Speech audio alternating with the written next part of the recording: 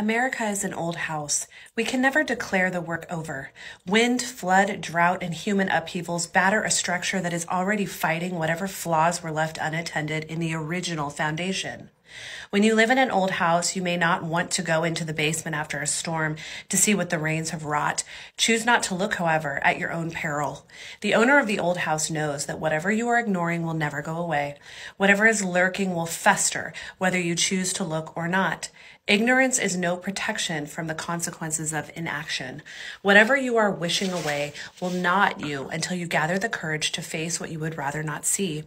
We in the developed world are like homeowners who inherited a house on a piece of land that is beautiful on the outside, but whose soil is unstable loam and rock, heaving and contracting over generations, cracks patched, but the deeper ruptures waved away for decades, centuries even.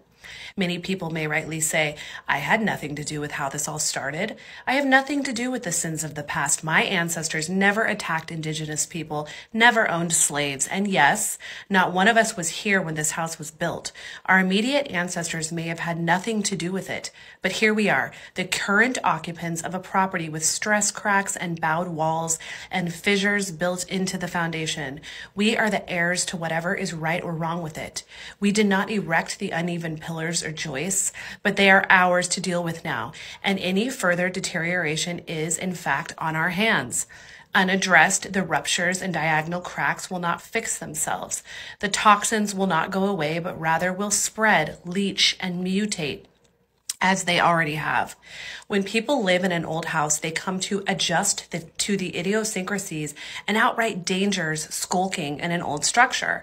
They put buckets under a wet ceiling, prop up groaning floors, learn to step over that rotting wood shred in the staircase. The awkward becomes acceptable, and the unacceptable becomes merely inconvenient. Live with it long enough, and the unthinkable becomes normal. Exposed over the generations, we learn to believe that the incomprehensible is the way that life is supposed to be.